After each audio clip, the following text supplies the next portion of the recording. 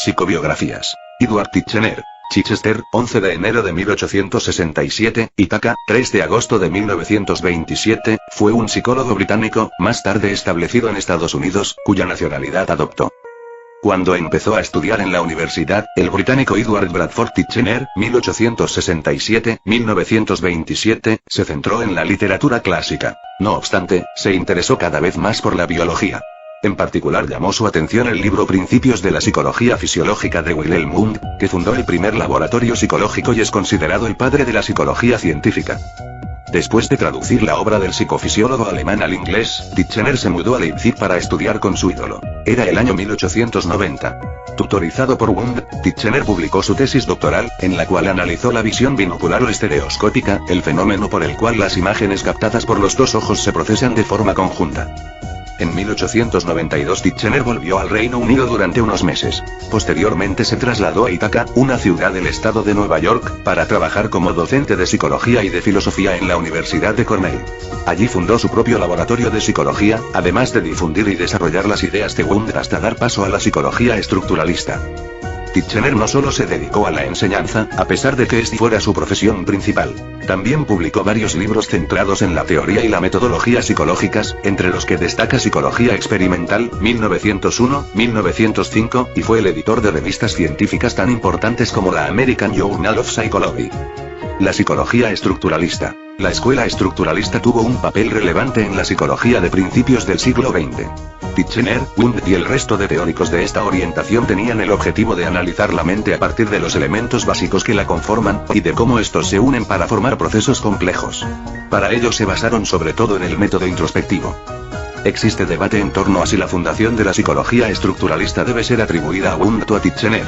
Si bien las ideas centrales de esta orientación psicológica parten de Wundt, fue Titchener quien sistematizó, extendió y popularizó sus propuestas en los Estados Unidos, que por entonces se estaban convirtiendo en el núcleo mundial de la psicología. La psicología estructuralista propone que podemos entender la estructura de los procesos mentales a través de la definición y de la categorización de los elementos que conforman la psique, particularmente de los contenidos mentales y de los procesos por los cuales estos tienen lugar. Titchener afirmó que la consciencia, o la mente, está formada por tres tipos de fenómeno: las sensaciones, los afectos y las imágenes. Al unirse varios de la misma clase aparecen procesos complejos. Las sensaciones serían los elementos que componen las percepciones, mientras que los afectos darían lugar a las emociones y las ideas a los pensamientos. El método introspectivo. La psicología estructuralista de Titchener se basaba en la utilización del método introspectivo, por el cual un sujeto entrenado ejerce el rol de observador y descriptor de sus propios procesos psicológicos. Para provocarlos se utilizaban distintos tipos de estímulos, que variaban en función de la tarea a realizar y del tipo de contenido mental estudiado. El método introspectivo ya había sido utilizado por Wundt. No obstante, Titchener lo aplicaba de un modo mucho más riguroso. En particular, este autor rechazaba el estudio de los procesos inconscientes, lo cual incluye constructos como instinto. Así, sus técnicas de estudio se centraban en la descripción de la experiencia psicológica consciente. Según Titchener, es posible obtener información fiable sobre la naturaleza de la mente a través de la introspección y del conocimiento de uno mismo. De hecho, para este autor este es el único método que permite analizar los procesos mentales de forma fiable, puesto que afirmaba que la psicología debía ser necesariamente una disciplina basada en la introspección. Link fuente: Wikipedia y psicologiaymente.net web link. Psicobiografías. Oswald Kulpe y la Escuela Wurzburgo. Kandau, 1862, Múnich, 1915, psicólogo y filósofo alemán. Oswald Kulpe se educó en las universidades de Leipzig y Berlín, donde estudió historia. Su interés fundamental, sin embargo, derivó pronto hacia la filosofía y la psicología, y se doctoró en Leipzig con Wilhelm Wundt, el fundador de la psicología experimental. Kulpe dio clases de psicología y filosofía en Wurzburgo, donde realizó sus trabajos más importantes. Allí fundó la que se llegó a conocer como la Escuela de Psicología Experimental de Wurzburgo, que supuso un fuerte reto a la pretensión de Wilhelm Wundt de que los procesos de pensamiento están fuera del alcance del estudio experimental. También impartió clases en Bonn y Múnich. Sus obras más importantes son Grundrisse der Psychologie, 1893, Einleitung in die Philosophie, 1898, y Vorlesungen über Psychologie, 1922. Oswald Kulpe y la Escuela de Wurzburgo han llevado el estudio experimental de la psicología a fenómenos profundos como el pensamiento. Además de replantear la concepción positivista de la psicología. Oswald Tulpe, quien fue destacado estudiante de Muller y Wundt, fundó el laboratorio de psicología en su ya mencionada universidad para el año 1896, el cual gozó de igual prestigio que Leipzig y Gotinga. De igual manera ayudó al ampliar el laboratorio de la Universidad de Múnich creado por Liszt. Sus fuertes influencias en los empiristas Avenarius y Max lo llevaron a establecer los fundamentos para un nuevo positivismo científico. Y de ahí, a replantear la definición wundtiana de la psicología y su concepción del método introspectivo. Se ha destacado igualmente por plantear una noción clave a la afamada escuela, que es el pensamiento sin imágenes. Además del hecho de aplicar métodos experimentales a el pensamiento, objeto que había sido tratado por psicólogos y filósofos sin la rigurosidad y metodología de Kulpe. Entre él y sus colaboradores reaccionaron frente a la concepción elementalista que propone el pensamiento como una combinación de imágenes mediante nexos asociativos, y también con la introspección clásica que lo propone como proceso irreductible, en el que intervienen tendencias preparatorias dependientes de la tarea a realizar y no de las imágenes mentales sobre las que el pensamiento opera. Otro muy relevante descubrimiento fue el Debate, el cual proponía la importancia de la influencia de las instrucciones a la hora de realizar un ejercicio mental. Esto llevó a la escuela a definir el pensamiento como conjunción y coactuación de diferentes grupos de factores en una conciencia que les une, entre los cuales el que llamamos tarea tiene una influencia decisiva sobre la sucesión de los demás y sobre la forma de aparición. Bat, 1905. Estas y otras cuestiones hicieron que gran parte de la escuela de Wurzburgo se esté pasando de una psicología asociacionista a modelos más empiristas como los de Brentano. No obstante, no puede quedar duda sobre la importancia de esta escuela, tanto de los mecanismos como la esencia del pensamiento. Dadas las contradicciones tan grandes que surgen de los resultados de las investigaciones de la escuela de Wurzburgo, en contraste con los otros laboratorios de Alemania, se han provocado toda una serie de debates que no hacen más que aumentar las expectativas de la psicología experimental en nuestro tiempo. No cabe más que optimismo por los descubrimientos que están por surgir en este futuro cercano. Links fuente. actapsy.wordpress.com weblink www.biografiasyvidas.com weblink. Psicobiografías James Rowland Engel. Información personal. Nacimiento: 8 de mayo de 1869 Burlington. Fallecimiento: 4 de marzo de 1949 Camden. Residencia: Estados Unidos. Nacionalidad: estadounidense. Familia: padre James Burrill Engel. Educación: educado en Universidad de Michigan, Universidad de Harvard, Universidad Humboldt de Berlín, Universidad de Yale. James Rowland Engel, Burlington, 8 de mayo de 1869 Camden, 4 de marzo de 1949, fue un psicólogo y educador estadounidense. Engel fue presidente de la Universidad de Yale entre 1921 y 1937. Biografía y educación. Engel nació en Burlington, Vermont, en una familia llena de académicos, hijo menor de James Burrill Engel, quien fuera presidente de la Universidad de Vermont. Engel se graduó de la Universidad de Michigan en 1890, con énfasis en lógica y psicología, particularmente influenciado por John Dewey, quien era profesor allí y recientemente había publicado su libro Psicología, 1887. Bajo la dirección de Dewey empezó estudios de posgrado en filosofía, economía e historia de los Estados Unidos durante un año, siendo de particular influencia un seminario dictado por el propio Dewey centrado en los recién publicados Principios de Psicología de William James. Obtuvo el título de maestría en 1891, y por sugerencia de Dewey fue entonces a la Universidad de Harvard donde recibió una segunda maestría en Psicología en 1892, bajo la supervisión de William James, Josiah Royce y George Herbert Palmer. Al igual que muchos de sus contemporáneos, se dirigió a Alemania a completar sus estudios doctorales en Leipzig con Wilhelm Wundt y Oswald Tulpe, con quienes su primo Frank Engel había estudiado antes, pero en vista de que sus laboratorios estaban copados, Engel decidió ir a Berlín en cambio, a estudiar con Hermann Ebbinghaus y Friedrich Paulsen. Un semestre después se mudó a Yale a tomar clases de Neumann y Hans Weininger, con quienes completó una tesis doctoral que fue aceptada pero que nunca terminó de corregir gramaticalmente, pues entonces recibió una jugosa oferta de la Universidad de Michigan, la cual aceptó principalmente porque le permitiría casarse pronto con su prometida, Marion Isabel Watrous, regresando pues a los Estados Unidos sin haber obtenido un doctorado. Con Marion tuvo su único hijo, James Waterhouse Engel, quien fuera profesor de economía en la Universidad de Columbia. Tras un año en Michigan, Engel recibió una oferta de la Universidad de Chicago, a donde Dewey había ido el año previo como director del Departamento de Filosofía. En 1905 Engel fue nombrado director del recién establecido Departamento de Psicología, cargo que mantuvo hasta 1920. En 1906 fue nombrado presidente de la Asociación Estadounidense de Psicología, APA. Engel empezó a alejarse de la psicología académica y a asumir posiciones más administrativas hasta que en 1920 fue nombrado presidente de la Corporación Carnegie en Nueva Nueva York, y un año luego nombrado presidente de la Universidad de Yale, cargo que ostentó hasta su retiro en 1937. Su esposa murió en 1931, y un año después Engel volvió a casarse, esta vez con Katharine Kramer Woodman, quien fuera cofundadora y directora del Instituto Culinario de los Estados Unidos. Tras su retiro, fungió como consejero educativo para la NBC y como curador y director de varios museos.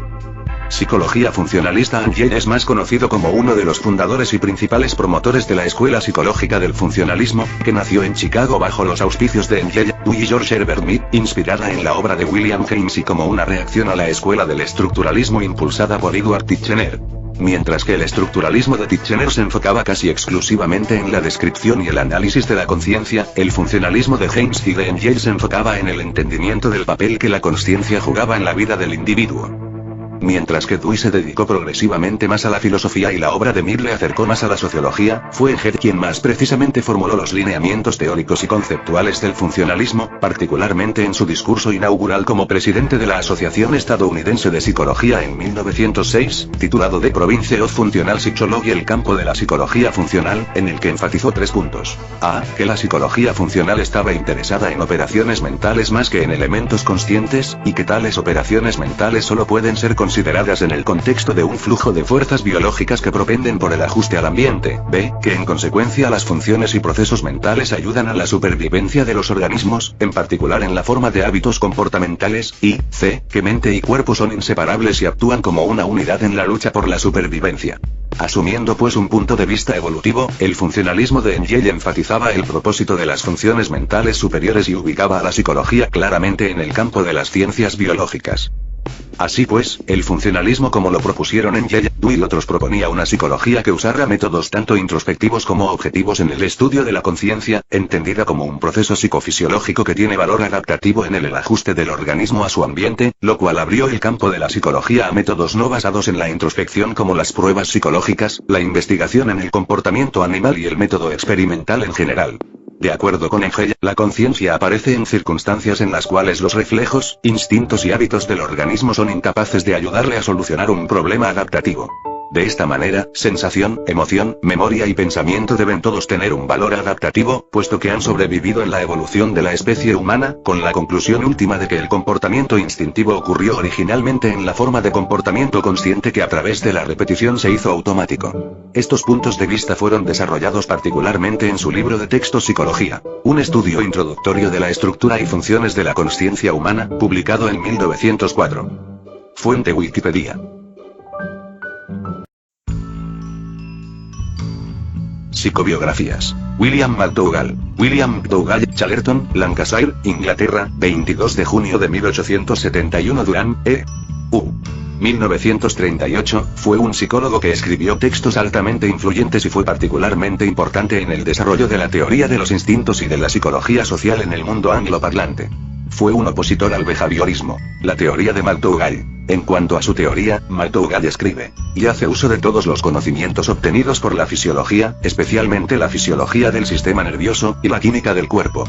Insiste en que las actividades mentales son funciones fisiológicas del organismo total, funciones de primera importancia para la adaptación al medio. La naturaleza, pues, parece presentar a nuestra contemplación acontecimientos de 2 clases diferentes, los físicos y los psicofísicos. Los primeros son los del reino de lo inorgánico, que las ciencias físicas explican con éxito siempre creciente en términos de causalidad mecanicista, principio de causalidad que explica los hechos presentes en función de la influencia causal de otros antecedentes, sin referencia de ninguna clase a posibles sucesos futuros. Los acontecimientos psicofísicos, por otra parte, no pueden ser completamente explicados de esta manera. En este caso es necesario tomar en cuenta la previsión del posible curso futuro de los sucesos, y el esfuerzo orientado por tal previsión. Estos sucesos, estos esfuerzos previstos, parecen ser instancias de un segundo tipo fundamental de causalidad, ese tipo que llamamos intencionista o teleológica. Conducta y finalidad. Sin duda, la conducta humana responde a una finalidad previamente aceptada, o al menos, adoptada. Sin un motivo para vivir, sin un sentido de la vida, el individuo cae en una desorientación que le impide vivir una vida plena y satisfactoria. Al considerar una causalidad de tipo teleológico, la psicología no solo ha de describir lo que el hombre es, sino también deberá responder por lo que el hombre deberá ser. McDougall escribe, y los psicólogos deben dejar de aceptar la estéril y estrecha concepción de su disciplina como ciencia de la conciencia, y hacer valer audazmente su pretensión de construir la ciencia positiva de la conducta o comportamiento. La psicología no debe considerar que toda su tarea consiste en la descripción introspectiva del flujo de conciencia, porque esta es solo una parte preliminar de su trabajo. Tal descripción introspectiva, tal psicología pura nunca puede constituir una ciencia, o, por lo menos, no puede elevarse al nivel de una ciencia explicativa. Nunca podrá ser en sí misma de gran valor para las ciencias sociales. La base que todas ellas requieren es una psicología fisiológica y comparativa que repose en gran medida sobre métodos objetivos y en la observación de la conducta de hombres y animales de todo tipo, en todas las condiciones posibles de salud y enfermedad.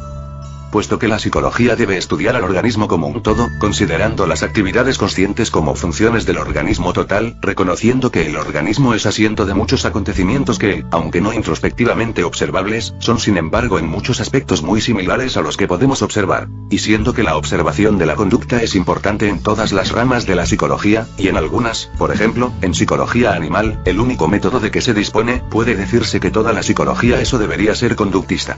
La psicología conductista, en este sentido, es aprobada por muchos psicólogos y filósofos que no niegan el valor de la introspección ni creen en la validez de las explicaciones puramente mecanicistas de la conducta humana y animal. Emoción y sentimientos. El hombre actúa sobre la base de herencia e influencia. Aspectos tales como los sentimientos, que son fundamentales en nuestra conducta, son productos de la cultura y de la influencia recibida. Al respecto escribe McDougall. La emoción es una experiencia fugaz. El sentimiento es una disposición adquirida, construida gradualmente a través de muchas experiencias y actividades emocionales. La teoría de los sentimientos es la teoría de la organización progresiva de las propensiones en sistemas que se transforman en las principales fuentes de todas nuestras actividades. Sistemas que dan consistencia, continuidad y orden a nuestra vida de esfuerzos y emociones. Sistemas que a su vez se organizan armónicamente en otros más amplios, y constituyen de tal modo lo que con propiedad llamamos el carácter. Etimológicamente, el término emoción viene del latín emoto, nis, que significa el impulso que induce la acción. En psicología se define como aquel sentimiento o percepción de los elementos y relaciones de la realidad o la imaginación, que se expresa físicamente mediante alguna función fisiológica como reacciones faciales o pulso cardíaco, e incluye reacciones de conducta como la agresividad, el llanto. Las emociones son materia de estudio de la psicología, las neurociencias, y más recientemente la inteligencia artificial. Esquema de los fundamentos. Al no expresarse como una teoría deductiva, K.B. Machen propone el siguiente fundamento para la descripción establecida por McDougall.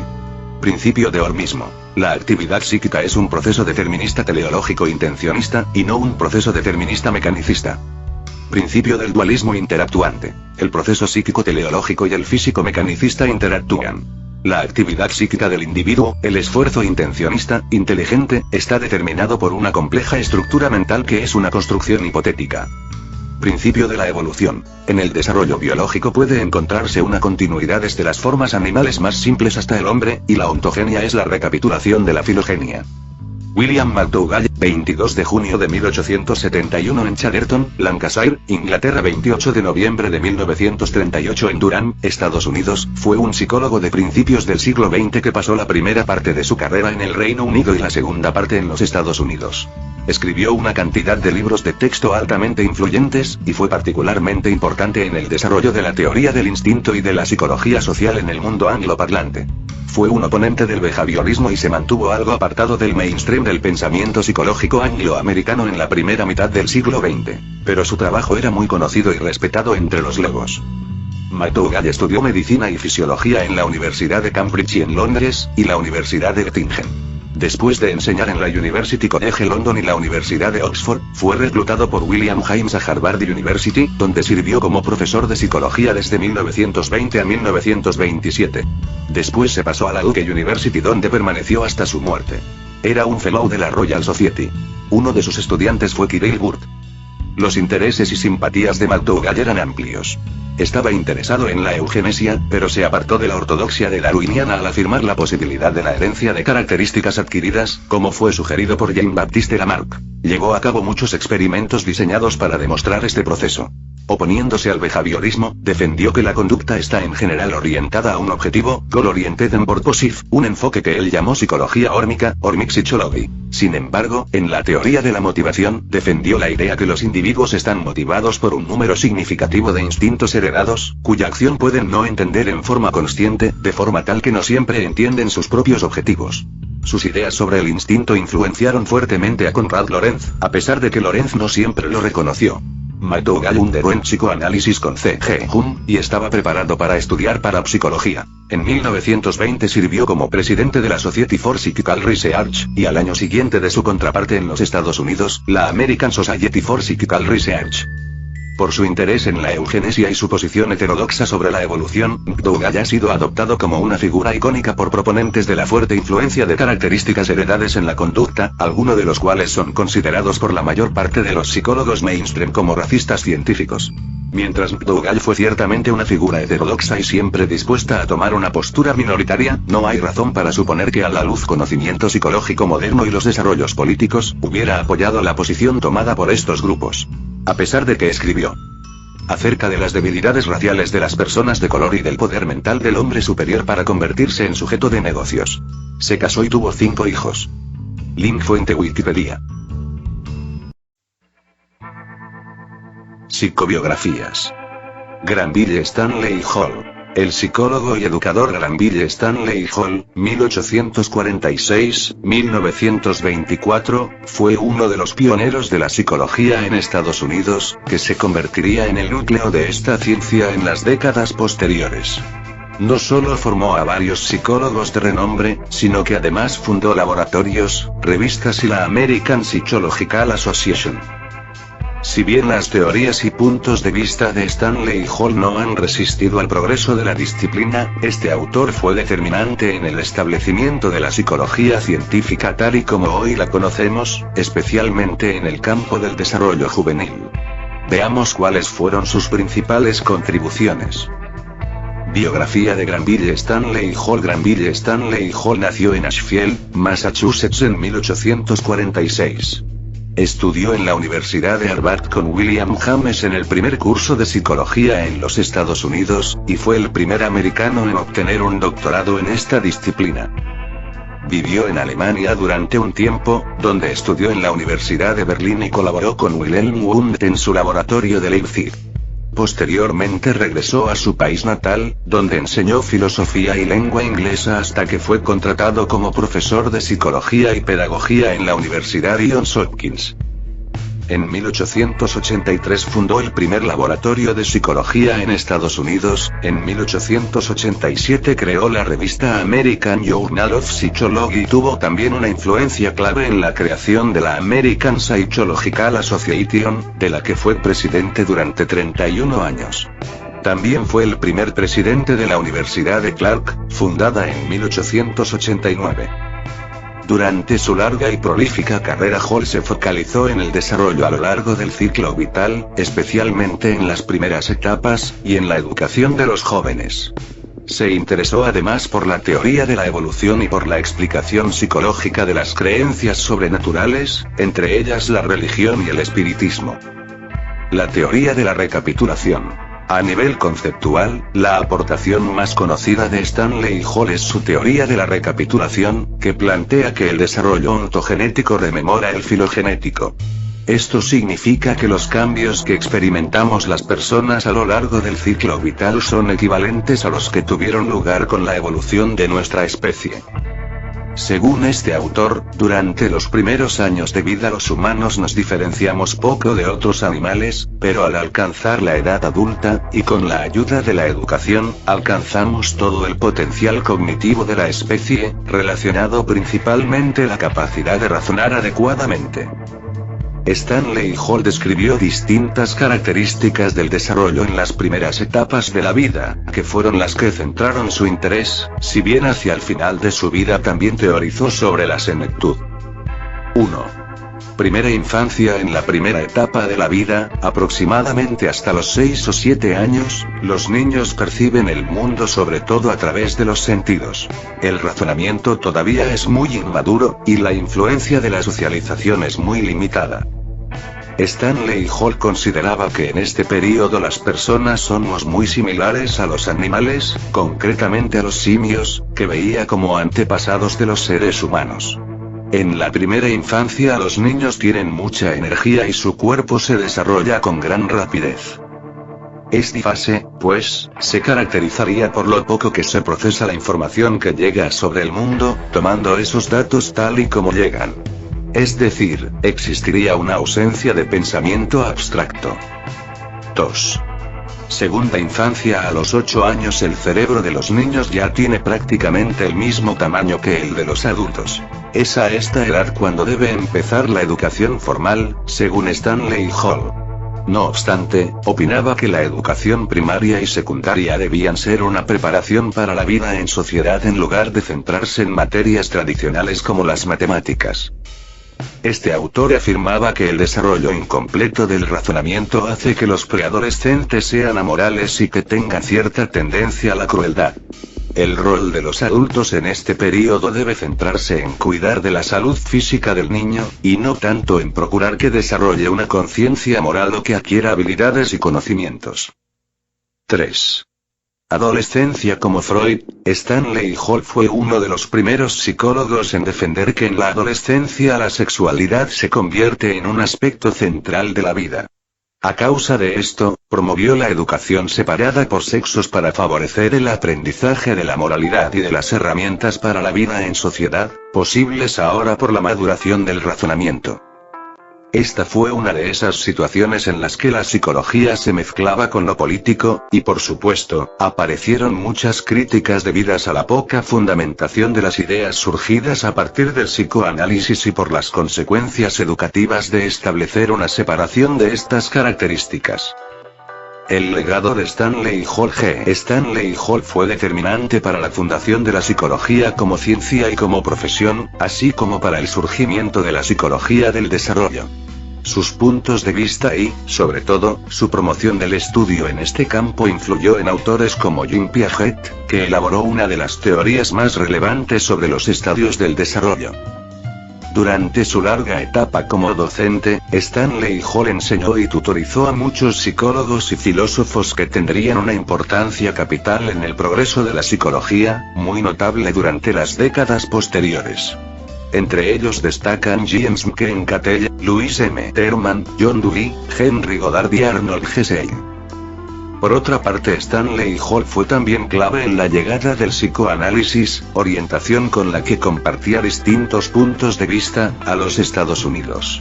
En 1909 invitó a Sigmund Freud y a Carl Jung a la Universidad de Clark, donde dieron una serie de conferencias que tuvieron una gran influencia en la psicología americana, a pesar del rechazo de muchos expertos a los métodos científicos de los psicoanalistas. Además de American Journal of Psychology, Stanley Hall fundó otras 3 revistas, de las que fue también editor: Pedagogical Seminary, American Journal of Religious Psychology and Education y Journal of Race Development. En relación a esta última cabe remarcar que Stanley Hall defendía las perspectivas eugenésicas y la superioridad de la raza blanca. Granville. Stanley Hall es recordado sobre todo por su papel en la fundación de la American Psychological Association y su prolongada tarea como presidente, rol que cumplió desde la fundación de la APA en 1892 hasta su muerte en 1924. En la actualidad esta organización constituye la comunidad de psicólogos más grande e influyente del mundo. Link fuente: psicologiaymente.com web link.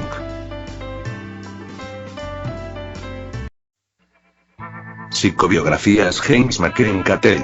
James McLean Cattell, 25 de mayo de 1860 a 20 de enero de 1944, fue un psicólogo estadounidense, el primero en dictar clases de psicología en los Estados Unidos, en la Universidad de Pensilvania. Está considerado como uno de los psicólogos más importantes de finales del siglo XIX y principios del XX, representante de la llamada Escuela Americana de Psicología. Además fue editor y redactor de revistas y publicaciones científicas, entre ellas la revista Science. Cattell ayudó a establecer la psicología como una ciencia fidedigna. Cuando Cattell comenzó su carrera, muchos científicos consideraban la psicología como un campo de estudios menor, y en algunos casos como una pseudociencia. Cuando murió, el New York Times lo aclamó como el decano de la ciencia norteamericana. Cattell es recordado también por su pública oposición a la participación de Estados Unidos en la Primera Guerra Mundial, postura que lo llevó a ser destituido de su cargo en la Universidad de Columbia. Estuvo muy influido por el enfoque experimental de Wilhelm Wundt, por el pragmatismo de Francis Galton y por el funcionalismo. Datos biográficos. Nacido en Easton, Pensilvania, en el año 1860, Cattell fue el primogénito de una familia destacada. Su padre, William Casady Cattell, ministro presbiteriano, se convirtió en el presidente del Lafayette College, en Easton, Pensilvania, poco tiempo antes del nacimiento de su primogénito. Su madre, Elizabeth Litchie McKean, heredera de una considerable fortuna, contrajo matrimonio con William Cattell en 1859. El hermano de James, Alexander Gilmore Cattell, representó a Nueva Jersey en el Senado de Estados Unidos. James Cattell ingresó a la edad de 16 años en el Lafayette College, en 1876, graduándose con honores 4 años después. En 1883 la facultad en Lafayette le concedió una maestría, una vez más con los más altos honores. En la Universidad de Leipzig, Alemania, donde continuó sus estudios de posgrado, conoce a Wilhelm Wundt. Cattell deja Alemania en 1882 para estudiar en la Universidad Johns Hopkins, pero retorna a Leipzig un año después para comenzar a trabajar como asistente de Wundt. Junto a Wundt ayuda a establecer el estudio de la inteligencia. En esa época Cattell se convierte en el primer estadounidense en publicar una disertación en el campo de la psicología, tratando de la investigación en el ámbito de la psicometría. Carrera académica. Desde su retorno de Alemania con su Ph.D., Cattell comenzó a trabajar como profesor de psicología en la Universidad de Pensilvania en 1888, jefe del Departamento de Psicología, Antropología y Filosofía de la Universidad de Columbia entre los años 1891 y 1905 y presidente de la Asociación Americana de Psicología, APA, en el año 1895. Desde el comienzo de su carrera, Cattell trabajó para establecer la psicología como un campo digno de estudio al igual que cualquiera de las ciencias duras, como la física o la química. Cattell sostenía que la investigación podría llevar a establecer unidades de medida normalizadas para el intelecto. Cattell introdujo el término test mental en 1890 y se dedicó al diseño y aplicación de diversas pruebas de tiempos de reacción, discriminación sensorial, presión dinamométrica y memoria para las letras, entre otras. Cabe aclarar que los test habían sido creados por Alfred Binet, siendo Cattell quien les dio el nombre con el que actualmente se conocen. La finalidad de sus pruebas era determinar el ámbito y la magnitud de los atributos psicológicos de una manera objetiva, en busca de leyes explicativas del desarrollo de esos atributos. De su mano, el uso de los test mentales alcanzó gran impulso en Estados Unidos. Para J.M. Cattell los test mentales eran sistemas normalizados cuya virtud era poner a disposición del científico una información objetiva respecto al rendimiento de las personas en tareas tipo. Ideas de J.M. Cattell. Muchas de las ideas de Cattell son una evolución de lo planteado por Francis Galton, suponiendo una continuación en el estudio de la psicología diferencial, centrándose como él en el estudio de procesos simples y muy específicos. Centró su interés en el estudio de las diferencias entre individuos basándose en las respuestas que daban a los test. Así, a diferencia de su maestro Wundt, Cattell no creía en la introspección como método de estudio, con lo que solo se basaba en datos visibles. Impulsó el establecimiento de la psicología como profesión, ya que defendió esta vertiente sin olvidar que debía ser científica para tener validez. Link fuente Wikipedia. Psicobiografías. Edward Lee Thorndike. Edward Lee Thorndike, 31 de agosto del año 1874 – 9 de agosto de 1949, psicólogo y pedagogo. Nació en Williamsburg, Massachusetts, Estados Unidos. Fue criado bajo los valores de una familia protestante de confesión metodista. Sus padres Edward Roberts Thorndike y Abielad Thorndike fueron pastores de una iglesia de la localidad. Fue criado con rigurosidad. La disciplina y la austeridad fueron dos pilares infaltables durante gran parte de su vida. En 1891 terminó la preparatoria, y rápidamente se trasladó a Connecticut con el fin de comenzar sus estudios en la Universidad de Wesleyan, de la que se graduó en 1895. Thorndike completó su formación en Harvard. El interés de Thorndike por la psicología surgió desde que inició un curso en la Universidad de Harvard donde tuvo de profesor a William James. Luego ingresó a la Universidad de Columbia donde conoció a James Cattell, el encargado de la dirección del programa académico. Gracias a su buen rendimiento ingresó como profesor adjunto en la Escuela de Magisterio de la Universidad de Columbia. A los pocos meses fue nombrado profesor de Psicología Educacional. A su vez empezó el proyecto de fundar un instituto de investigación pedagógico, inició en 1922 y culminó en 1940. Mientras se desempeñó como director de este, ocupó por una breve temporada la cátedra William James de Harvard. Edward Thorndike elaboró en sus estudios el resultado de la teoría del aprendizaje por ensayo y error. Ahora bien, para desarrollar dichas investigaciones se apoyó en el estudio de animales, especialmente gatos, y en la utilización de herramientas como la caja problema. La intención de esta herramienta era que el animal buscara la manera de salir de ella accionando un mecanismo. Luego de varios estudios y pruebas, Thorndike aseguró que el proceso de aprendizaje se puede reducir a varias leyes. Una de ellas es la ley de la disposición, que establece la preparación de las conducciones neurológicas en la conexión estímulo-respuesta.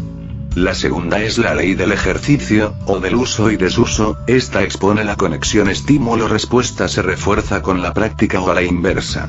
Y la ley del efecto, la más importante de ellas, que describe cómo en el proceso se puede producir una respuesta seguida por una satisfacción. En este caso la conexión se hace más fuerte y conduce a su aprendizaje. Si pasa lo contrario, hay un displacer o refuerzo negativo, la conexión estímulo-respuesta acaba desapareciendo. Uno de los psicólogos padres del conductismo que se beneficiaron de los postulados de esta ley fue B.F. Skinner, quien logró perfeccionarla. Las nociones que integró Skinner a dichas leyes resultaron fundamentales en el desarrollo de la psicopedagogía, aún en la actualidad, y son la base de las técnicas usadas por dicha disciplina. Volviendo a Thorndike, debemos mencionar que sus investigaciones también fueron sobre las diferencias individuales. Para ello creó diferentes tipos de test para medir la capacidad intelectual y las aptitudes. Ahora bien, este psicólogo fue autor de numerosas obras. Las más destacadas son Educational Psychology, 1903, The Theory of Mental and Social Measurements, 1904, Principles of Teaching Based on Psychology, 1905, Animal Intelligence, 1911, Education. A First Book, 1912, The Psychology of Learning, 1914, The Measurements of Intelligence, 1926, Human Nature and the Social Order, 1940. La psicología y la ciencia le deben a este personaje el aporte realizado en el campo de la formulación de la llamada ley del efecto. La ley del efecto explicará la teoría de Skinner del condicionamiento operante. Edward L. Thorndike tuvo una carrera extensa en el ámbito de la educación, fue profesor de psicología por más de 30 años en el Teachers College de Columbia, Estados Unidos. Por ello, es considerado uno de los precursores del conductismo. Es claro que Watson se fundó en gran parte en la obra de Thorndike y en la de Pavlov. Thorndike y Watson realizaron varios experimentos en el sótano de la casa del último sobre el aprendizaje. Los sujetos experimentales eran pollitos. Varios años después de la muerte de Thorndike, surgieron varios cuestionamientos a sus afirmaciones de que los animales no poseían ningún tipo de inteligencia. Por el contrario, afirmó que eran un tanto estúpidos. Así que, Thorndike sostuvo que los animales no razonan, sino que aprenden de una manera más o menos mecánica, partiendo de un método de ensayo y error.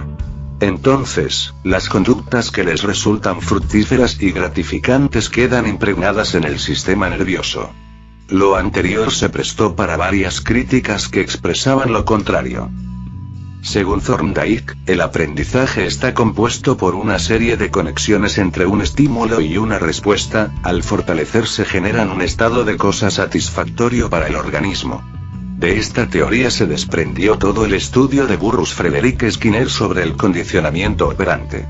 Con el paso de los años, y con ciertos aciertos en la experimentación con animales, Thorndike aplicó sus métodos para el adiestramiento de niños y jóvenes, con éxito considerable, llegando a tener grandes predicamentos dentro del campo de la psicología educativa. No fue un científico entregado a las publicaciones, solo realizó la publicación de Educational Psychology, 1903. Otro de sus influyentes libros fue Introduction to the Theory of Mental and Social Measurements, publicado al año siguiente. En la actualidad se reconoce a Thorndike como un referente en los comienzos del desarrollo de las pruebas psicológicas. Su vida culminó 8 años después que se jubiló como profesor de la Universidad de Columbia, concretamente el 9 de agosto de 1949. Thorndike y el condicionamiento operante. Los experimentos de Thorndike muestran dos factores importantes del condicionamiento operante. El primero es la respuesta operante, se realiza cuando se escoge una respuesta en particular, respuesta operante, entre varias conductas y después nos enfocamos en observarla y modificarla. El segundo elemento es la consecuencia que acompaña a la conducta, es decir, a lo que se conoce como reforzamiento. Un reforzamiento es una acción, consecuencia, que tiene como objetivo aumentar la probabilidad de que una conducta se repita. Para Thorndike el uso del reforzamiento es de suma importancia, ello se refleja en su ley del efecto que dice: en igualdad de circunstancias, las respuestas que se acompañan o son seguidas inmediatamente por satisfacción tenderán más a repetirse. Las que se acompañan o que son seguidas inmediatamente por malestar tendrán menos probabilidad de ocurrir. Link fuente: historiabiografía.com, web link y Wikipedia. Psicobiografías. Carl Stumpf, 1848, 04, 21, 1936, 12, 25, filósofo, psicólogo y musicólogo alemán. Obras: Tom Psychologie, die Anfänge der Musik, Erkenntnislehre. Padre: Eugen Stumpf. Cónyuge: Hermine Biedermann, M. 1878, nació el 21 de abril de 1848, en Wiesenthal, Alemania. Su primera formación musical la recibió de su padre, Eugen Stumpf, magistrado del condado. Posteriormente la recibiría en la escuela secundaria en Kitzingen, Bamberg. Y desde 1863, en Aschaffenburg, donde aprendió a tocar 6 instrumentos. Recibió las enseñanzas del físico y filósofo Rudolf Hermann Lotze, con el que redactó su disertación doctoral en la Universidad de Gotinga en 1868, donde dio clases desde 1870. También ejerció la docencia en las universidades de Gotinga, Praga, Halle, Múnich y Berlín. Se convirtió en uno de los primeros discípulos del filósofo Franz Brentano, siendo maestro de Edmund Husserl. Fundador de la Escuela de Berlín, en la que se formaron algunos de los más destacados exponentes de la Gestalteorie o teoría de la Gestalt, corriente de la psicología moderna, como Kurt Kafka y otros. Conocido en filosofía por acuñar el concepto de estado de cosas, Sachverhalt, difundido por Husserl.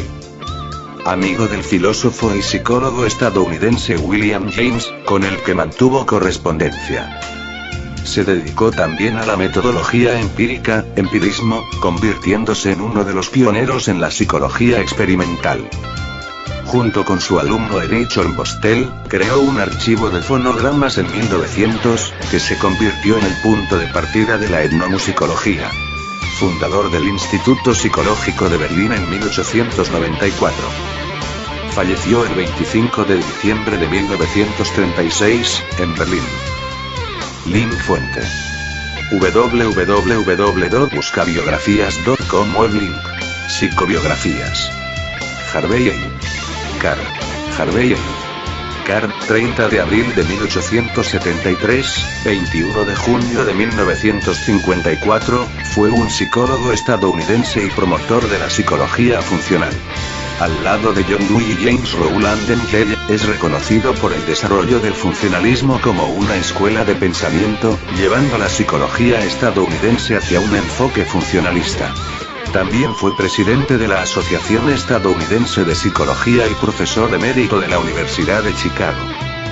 Cade asistió a la Universidad de Colorado en Boulder como estudiante de psicología con Arthur Allin. Allí recibió su pregrado en 1901 y su maestría en 1902.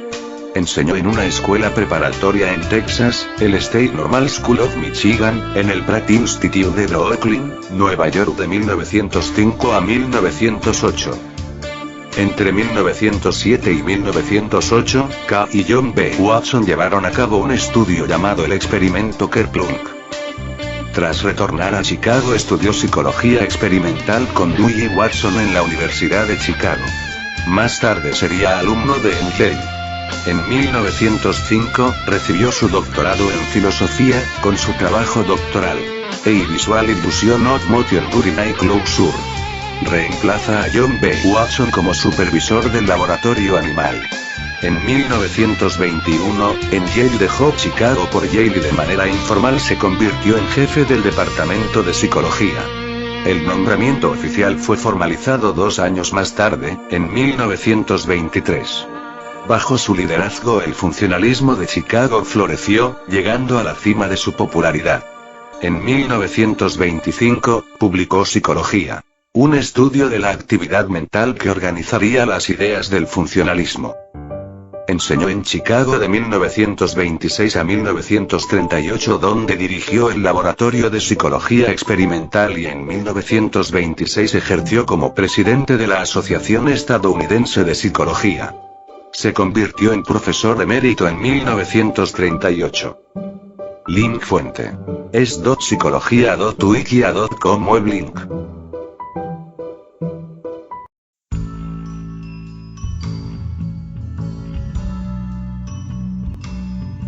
Psicobiografías. Iván P. Pavlov. Era hijo de Piotr Pavlov, 1823-1899, patriarca ortodoxo, y de Bárbara Uspenskaya, 1826-1890. Comenzó a estudiar teología, pero la dejó para empezar medicina y química en la Universidad de San Petersburgo, siendo su principal maestro Vladimir Bechterev. Tras terminar el doctorado en 1883, amplió sus estudios en Alemania, donde se especializó en fisiología intestinal y en el funcionamiento del sistema circulatorio, bajo la dirección de Ludwig Heidenheim. En 1890 obtuvo la plaza de profesor de fisiología en la Academia Médica Imperial y fue nombrado director del Departamento de Fisiología del Instituto de Medicina Experimental de San Petersburgo. En la siguiente década centró su trabajo en la investigación del aparato digestivo y el estudio de los jugos gástricos. El científico dedicó más de 10 años a aprender a hacer orificios en el tracto intestinal.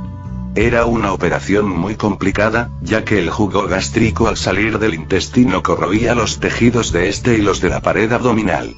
La técnica de Pavlov se basaba en introducir un tubo metálico por una pequeña incisura. Era imprescindible una sutura habilidosa de la piel y de la membrana mucosa y cerrar la salida de la cánula con un tapón. De esta manera pudo obtener jugo gástrico de cualquier parte del tracto intestinal, desde las glándulas salivales hasta el intestino grueso, trabajos por los que ganó el Premio Nobel de Fisiología o Medicina en 1904, convirtiéndose así en el primer ruso que recibió esta distinción. Los resultados de las investigaciones de Pavlov fueron publicadas en 1897 en el libro The Work of the Digestive Glands. Pavlov es conocido sobre todo por formular la ley del reflejo condicional que, por un error en la traducción de su obra al idioma inglés, fue llamada reflejo condicionado, la cual desarrolló a partir de 1901 con su asistente Iván Filipovich Tolochinov, al tiempo que en Norteamérica, Edwin Burke Twinger realizaba observaciones similares. Pavlov observó que la salivación de los perros que utilizaban en sus experimentos se producía ante la presencia de comida o de los propios experimentadores, y luego determinó que podía ser resultado de una actividad psicológica, a la que llamó reflejo condicional.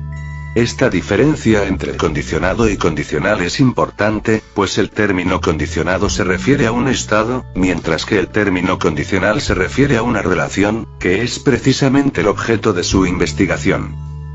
Realizó el conocido experimento consistente en hacer sonar un metrónomo, a 100 golpes por minuto, aunque popularmente se cree que empleó una campana, justo antes de dar alimento en polvo a un perro, llegando a la conclusión de que, cuando el perro tenía hambre, comenzaba a salivar nada más al oír el sonido del metrónomo, aparato que en ocasiones usan los músicos para marcar el ritmo.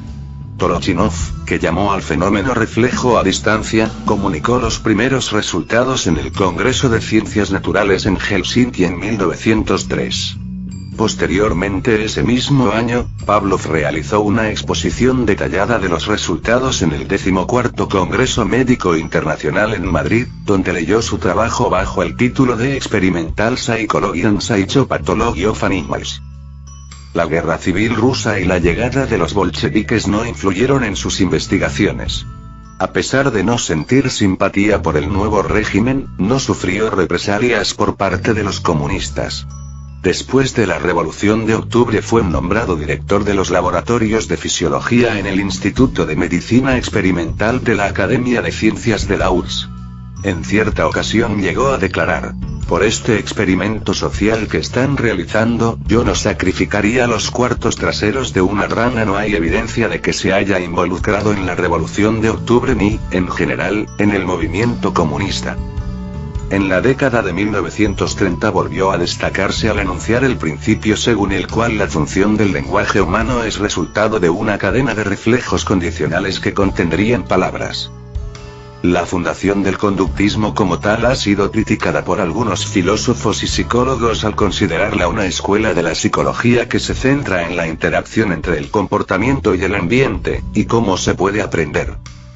En agosto de 1935 la Unión Soviética celebró el Congreso Mundial de Fisiología en Moscú y Leningrado con la asistencia de más de 900 científicos del mundo.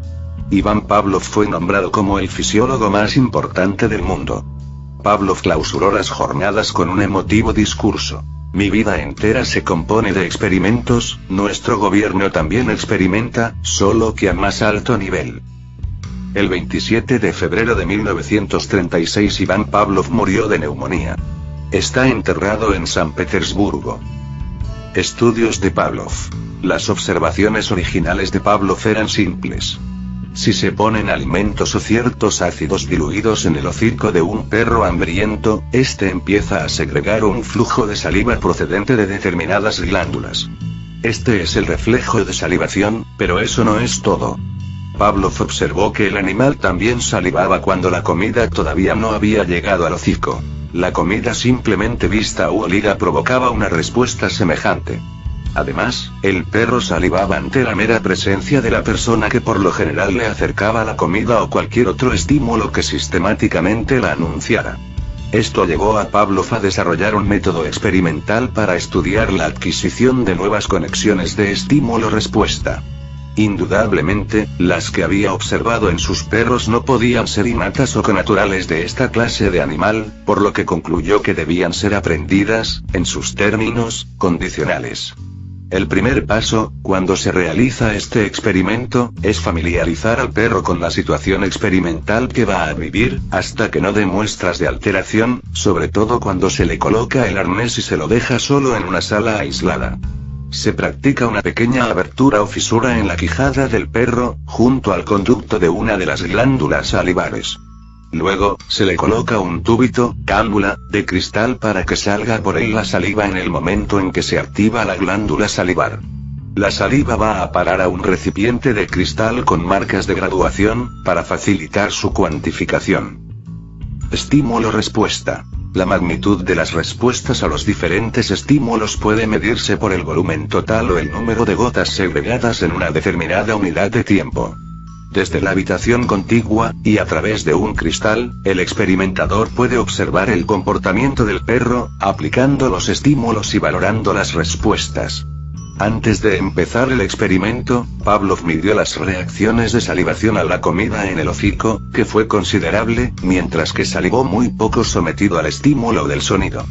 A continuación, inició las pruebas de condicionamiento. Hizo sonar el metrónomo, estímulo neutral, e inmediatamente después presentó comida al animal, estímulo incondicional, con un intervalo muy breve. Repitió la relación entre este par de estímulos muchas veces durante varias semanas, siempre cuando el perro estaba hambriento. Después, transcurridos varios días, hizo sonar solamente el metrónomo y la respuesta salival apareció al oírse el sonido, a pesar de que no se presentó la comida. Se había establecido una relación condicional entre la respuesta de salivar y el sonido que originalmente no provocaba la salivación. Se dice entonces que la salivación del perro ante la comida es una respuesta incondicional. La salivación tras oír la campana es una respuesta condicional que depende de la relación que en la historia del sujeto ha existido entre el sonido y la comida. El estímulo del sonido del metrónomo que originalmente era neutro funciona ahora como un estímulo condicional. Este estímulo condicional, sonido, funciona para el sujeto con esa historia como una señal que avisa que el estímulo incondicional, comida, está a punto de aparecer. Finalmente, se llamó refuerzo al fortalecimiento de la asociación entre un estímulo incondicional con el condicional. El reforzamiento es un acontecimiento que incrementa la probabilidad de que ocurra una determinada respuesta ante ciertos estímulos. La definición de condicionamiento clásico correspondiente es la formación, o reforzamiento, de una asociación entre un estímulo originalmente neutro y una respuesta, por lo general un reflejo o una secreción glandular, como en el caso de la salivación. Los principios del condicionamiento respondiente se utilizan, entre otros, para la adquisición de hábitos como el control de esfínteres. Los estímulos pueden clasificarse en sensoriales, propioceptivos y verbal. Primer sistema de señales. Así denominó a la relación por la cual en el sistema nervioso central, en especial en el cerebro, se establece una asociación, por ejemplo, entre un sonido, con el posible alimento. El sonido, u otro estímulo sustitutivo, funciona como una señal. Pavlov consideró que la mayoría de los animales se rige por un pensamiento basado en este sistema de sustituciones reflejas, un primer sistema de señales. Segundo sistema de señales. Pero, a diferencia de otros autores, Pavlov consideró que muchos comportamientos humanos son más complejos que un sistema de reflejos condicionales simples en un modelo estímulo-respuesta lineal. En el Homo sapiens, Pavlov consideró que se produce un salto cualitativo respecto al primer sistema de señales. En el humano la cuestión ya no se restringe solamente a reflejos condicionales o a estímulos que funcionan de manera sustitutiva directa de la realidad. La complejidad de las funciones psicológicas humanas facilita un segundo sistema de señales que es el lenguaje verbal o simbólico. En este las sustituciones a partir de los estímulos parecen ser infinitas y, sin embargo, altamente ordenadas, lógicas. En gran medida Pavlov postula tal capacidad del segundo sistema de señales porque considera que en el ser humano existe una capacidad de autocondicionamiento, aprendizaje dirigido por uno mismo, que, aunque parezca contradictorio, le es liberador. El ser humano puede reaccionar ante estímulos que él mismo va generando y que puede transmitir. La psicología preeminentemente experimental de Pavlov y sus epígonos se denomina reflexología, lo que lleva a confusión a algunas personas, que la confunden con la reflexogenoterapia, una forma de terapia a veces llamada reflexología. Otras investigaciones. Pavlov ha influido en su país, durante el siglo XX, de un modo determinante sobre otros importantes investigadores de la psicología. Luria, Leontiev, Vygotsky, Bechterev, Shaunyan, etc. Fuera de Rusia, Watson incorporó a su propia obra la terminología y conceptos pavlovianos. Algunas de las partes de la obra de Pavlov, que por lo general han permanecido ignoradas, consistieron en las variaciones sistemáticas que introdujo en sus experimentos. Por ejemplo, mostró que el intervalo óptimo entre la presentación del estímulo condicional y el incondicional para favorecer el aprendizaje, es decir, la presentación de una respuesta condicional, es de 0,5 segundos.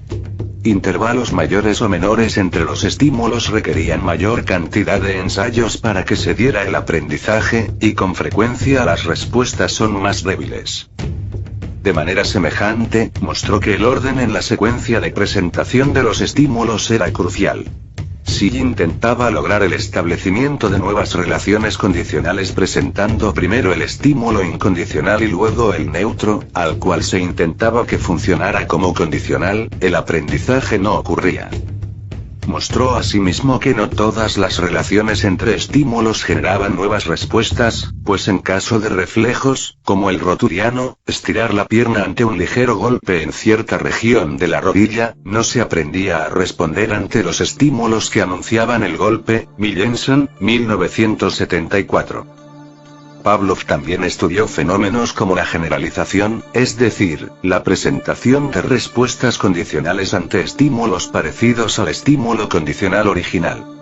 Descubrió que, a diferencia de los reflejos incondicionales, no aprendidos, la magnitud de la respuesta no era directamente proporcional a la intensidad de los estímulos, es decir, a mayor intensidad del estímulo, dentro de ciertos límites, se presenta una mayor magnitud en la respuesta, sino que en el caso de las relaciones condicionales, la mayor magnitud en la respuesta depende de qué tanto se parezca el estímulo que se presenta respecto al estímulo condicional original.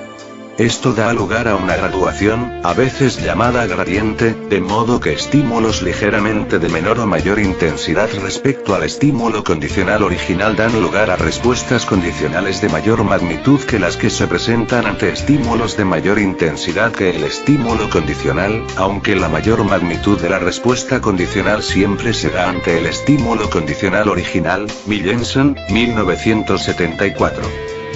Por otra parte, Pavlov estudió igualmente la discriminación de estímulos, esto es, que tanto el sujeto aprende a comportarse de manera diferente ante estímulos distintos que anuncian a otros estímulos. En uno de los ejemplos más conocidos, logró que sus sujetos salivaran ante círculos que anunciaban la presencia de comida y se comportaran de la manera típica de su especie ante estímulos aversivos, tales como descargas eléctricas, en presencia de elipses. Es decir, los perros brincaban, aullaban, se tensaban, etc., ante elipses, pero salivaban ante círculos. Si en su historia, cada uno de esos estímulos se presentaba consistentemente como anuncio de los estímulos incondicionales correspondientes, choques eléctricos ante las elipses y comida ante los círculos. Michelson, 1974. Pavlov estudió muchos otros aprendizajes, tanto en animales como en seres humanos, incluyendo lo que se denominó la inducción de neurosis experimental, y prácticamente fundó el estudio experimental del comportamiento considerado anormal o psicopatológico, así como su contraparte para modificar varios comportamientos indeseables, incluyendo fobias, tics y comportamientos neuróticos, de manera que los sujetos aprendieran comportamientos adaptables y eliminaran la ansiedad y otras reacciones indeseables. Sandler y Davidson, 1980. Pavlov es un ejemplo de que los grandes descubrimientos científicos con frecuencia incluyen una combinación de eventos accidentales y una observación de los mismos por personas con suficiente preparación como para no considerarlos como fallas o excepciones, sino como objetos de interés por sí mismos, los cuales son función de su relación con una o más variables independientes.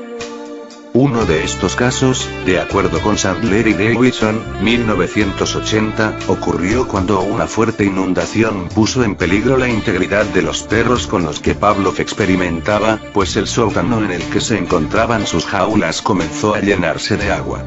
Pavlov y algunos de sus ayudantes fueron al laboratorio a pesar de las condiciones ambientales y pusieron a salvo a los perros. El hecho pudo no haber trascendido, pero ocurrió que, cuando se intentó reinstalar a los perros en el sótano, varios aspectos de su comportamiento presentaron variaciones extrañas. Aunque antes se habían comportado de manera dócil ante los investigadores, ahora eran hostiles. Además, dejaron de comer con regularidad, se aislaron, dejaron de tener relaciones sexuales y con frecuencia aullaban como si hubiera otros perros o personas, aunque no estuvieran ahí. Este comportamiento se podría considerar como neurótico. Por otra parte, dicho comportamiento se aminoraba cuando los perros eran trasladados a ambientes muy diferentes al del sótano. Pavlov razonó, en sus términos, que la presencia intempestiva e intensa de fuertes estímulos aversivos había ocasionado un condicionamiento ante los estímulos que estaban presentes en el sótano. Después de reflexionar sobre esto, instauró una manera sistemática para revertir los efectos de ese condicionamiento. Empezó dejando a los perros en un ambiente bastante diferente al del sótano y, cuando los perros se comportaron de manera normal, comenzó a sustituir de manera cuidadosa y gradual distintos estímulos del nuevo ambiente, desvanecimiento por sustracción, por otros que habían estado presentes en el sótano, desvanecimiento por adición. Al final, los perros pudieron regresar al sótano, mientras su comportamiento permaneció completamente normal. Pavlov también notó que podía inducir comportamientos neuróticos al presentar discriminaciones muy difíciles. En el caso mencionado del círculo, ante el cual se presentaba comida, y la elipse, ante la que se presentaba una descarga eléctrica, los sujetos se comportaban de manera apropiada ante cada uno, después de una serie de ensayos, digamos, por ejemplo, 50 ensayos. Sin embargo, cuando el círculo y la elipse se hicieron cada vez más semejantes, llegó un punto en el cual los sujetos se comportaban de manera semejante a la de los perros que habían sufrido la experiencia aversiva en el sótano. Pero al restablecer las condiciones originales respecto al círculo y la elipse, los sujetos volvieron a comportarse gradualmente del modo adecuado ante cada uno, aunque el número de ensayos requeridos era aproximadamente el doble que el original, digamos, 100 ensayos. A medida que los sujetos discriminaron adecuadamente el círculo de la elipse, su comportamiento fuera de la situación experimental también cambió de neurótico a normal. El razonamiento de Pavlov fue del tipo: si se pudo inducir un comportamiento neurótico bajo ciertas condiciones, neurosis experimental, también se puede modificar si se cambian las variables independientes de las cuales es función. Pavlov de esta manera inauguró lo que se puede considerar la modificación experimental del comportamiento en Rusia. Tanto el estudio científico del comportamiento anormal, como su modificación, fueron influidos de manera notable por el tipo de hallazgos y razonamientos de Pavlov. Watson hizo popular a Pavlov en Occidente. Pavlov fue pionero en sus descubrimientos del condicionamiento clásico. Sin embargo, sus hazañas tardaron algún tiempo en llegar al mundo occidental, pues estos se realizaron en la antigua Unión Soviética. Fue gracias a John B. Watson que las ideas iniciales de Pavlov se popularizaron en Europa y América, y dieron pie al desarrollo posterior del condicionamiento operante o instrumental. Ambas teorías conforman la teoría conductista, que es considerada una de las corrientes más destacadas de la psicología. Watson introdujo el condicionamiento clásico en Estados Unidos, donde tuvo gran importancia en el sistema educativo americano y en la psicología mundial. Aportaciones para el conductismo. Lógicamente, no hay que menospreciar el trabajo de Watson, que fue importante porque desarrolló las ideas iniciales de Pavlov y las aplicó a los seres humanos. De entre las implicaciones más importantes del condicionamiento clásico es posible destacar: importancia en el desarrollo y tratamiento de algunas patologías, fobias, ansiedad, etc. Ayudó a comprender los procesos de aprendizaje asociativo. Gran influencia en el método científico en psicología. Generación hábitos de conducta mediante el refuerzo al ayudar a desarrollar el condicionamiento instrumental. Potenciador de la generalización de los aprendizajes. Link fuente: psicologiaymente.com, web link y Wikipedia. Psicobiografías. Iván Mikhailovich Sechenov. Iván Mikhailovich Sechenov, 13 de agosto de 1829, 15 de noviembre de 1905. Gran sabio ruso, pensador materialista, fundador de la fisiología rusa. Las opiniones materiales avanzadas de Sechenov sobre la filosofía y las ciencias de la naturaleza se hallan estrechamente ligadas a sus opiniones progresistas en el dominio social y político, formadas bajo la influencia directa del movimiento revolucionario ruso de la década del 40 al 60 y de la lucha ideológica aguda que se desarrollaba en la época en el país. Sechenov reanudó tradiciones democráticas y materialistas de la ciencia rusa, cuyos fundamentos habían echado Lomonosov y Radishev. El nacimiento de la fisiología rusa se halla ligado a su nombre.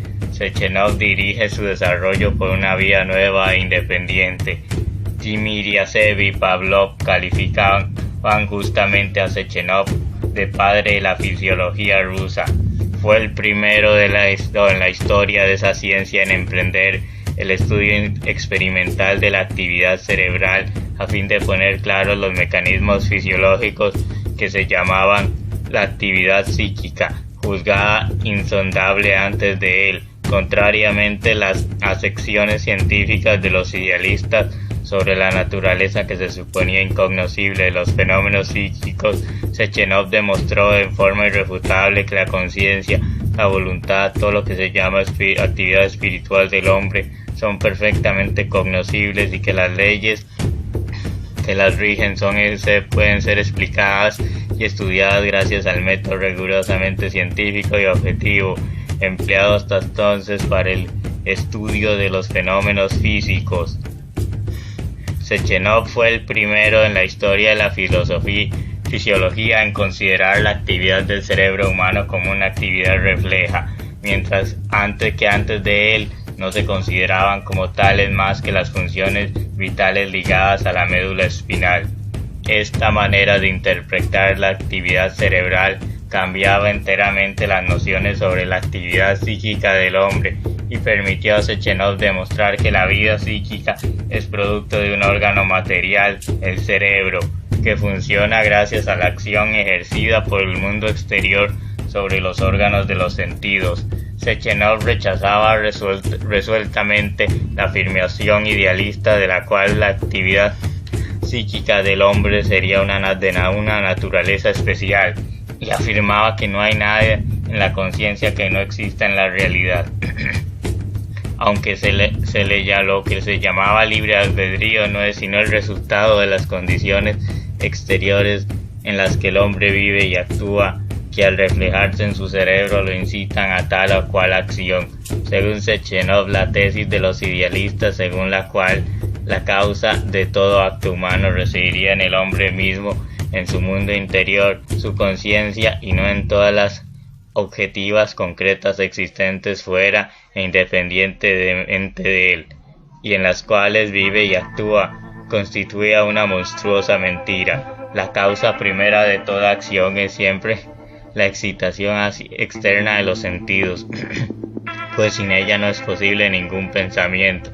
Sechenov asestaba así un golpe terrible a las concepciones reaccionarias idealistas de la inmortalidad del alma, del libre albedrío, de entre otras que dominaban en la ciencia y que son todavía difundidas por la filosofía reaccionaria burguesa. Los trabajos de Sechenov sobre la fisiología cerebral ejercieron una gran influencia en la obra científica de Pavlov. Este subrayaba siempre el vínculo estrecho de continuidad entre su propia teoría de los reflejos condicionados y la doctrina de Sechenov sobre el carácter reflejo de la actividad cerebral. Los trabajos fisiológicos de Sechenov constituyen un aporte precioso a la teoría materialista del desarrollo de la naturaleza viva. El papel desempeñado por ellos fue esencial en la preparación de la base teórica e ideológica que aseguró el triunfo de la doctrina michuriana. Discernir de todas las indagaciones científicas de Sechenov la idea de la evolución, del desarrollo progresivo de la naturaleza viva. En su estudio sobre el problema del pensamiento, Sechenov repetía más de una vez que su solución no sería posible a menos que se considerara el pensamiento en un plano histórico, en su nacimiento y en su desarrollo. Los trabajos de Sechenov tuvieron una gran significación para comprender el sustrato del pensamiento, su vínculo con la palabra, el lenguaje y la actividad humana. En sus investigaciones, absolutamente convencido de la existencia del mundo exterior en la teoría del conocimiento, Sechenov no abandonará tampoco las posiciones materialistas. Consideraba como perfectamente conocible el mundo material objetivo existente al margen de la conciencia. Demuestra experimentalmente que los objetos del mundo exterior y las impresiones dejadas por ellos en la conciencia del hombre son concordantes. La posibilidad de conocer el mundo y la autenticidad de lo que sabemos de él se ven confirmadas, decía, por los inmensos progresos de las ciencias gracias a los cuales el hombre pone a su servicio cada vez más las fuerzas de la naturaleza, así como sus brillantes aplicaciones prácticas, es decir, por los éxitos de la técnica. Sechenov somete al idealismo a una crítica violenta en el problema del conocimiento del mundo y en particular a la teoría idealista de Kant, que afirma que el objeto del conocimiento depende del sujeto cognoscente, de las formas de racionamiento existentes a priori y que se suponen innatas en el hombre, introducidas por él en el objeto estudiado. Sechenov consideraba el experimento y la práctica como la base de la teoría del conocimiento, el criterio de la autenticidad de todo saber positivo. El materialismo de Sechenov incluye ciertas lagunas propias del materialismo premarxista. Aunque supo refutar la interpretación idealista de la cuestión del libre albedrío y demostrar que la voluntad humana dependía de causas exteriores y objetivas, se dio cuenta que ella está condicionada por las relaciones sociales de medio de las cuales vive y actúa el hombre. La misma laguna se vuelve a encontrar en su interpretación del sustrato del pensamiento y de la conciencia humana. Sechenov era un sabio avanzado para su época. Timiryazev lo consideraba como una de las personalidades más destacadas del movimiento social de la década del 60. Sechenov mantenía relaciones de amistad con el dirigente de la democracia rusa, N. Chernyshevsky, cuyas concesiones filosóficas adoptó. Por su parte, Chernyshevsky estimaba en alto grado la obra científica de Sechenov, cuyos trabajos sobre fisiología constituyen una de las bases científicas de su materialismo filosófico. Como se sabe, Chernyshevsky representó a Sechenov en el personaje Kirsanov de su novela ¿Qué hacer? Sechenov desenmascaró magistralmente el idealismo y el misticismo de Kabelin, adversario de los demócratas y revolucionarios, y a quien Lenin consideraba como uno de los tipos más repugnantes de la morralla liberal. Gran patriota combatiente de vanguardia en el campo de las ciencias naturales, Sechenov se había expuesto a los vejámenes y a las iras de la autocracia zarista que lo tenía por un político subversivo. Sechenov no aceptaba los intereses de la ciencia de los pueblos y a una edad avanzada ofrecía conferencias entusiásticas a los obreros de Moscú, pero las autoridades zaristas se apresuraron a prohibir esas conferencias. Sechenov saludó el advenimiento de la revolución de 1905. Ahora decía Timiryazev: es preciso trabajar, trabajar y siempre trabajar. Declara Timiryazev las últimas palabras oídas de él del testamento dejado a la generación que ascendía por la generación poderosa que abandonaba la escena. Las obras principales de Sechenov son Los reflejos del cerebro, Impresiones y realidad, y que debe elaborar la psicología y cómo hacerlo, Los elementos del pensamiento. Link fuente filosofía.org.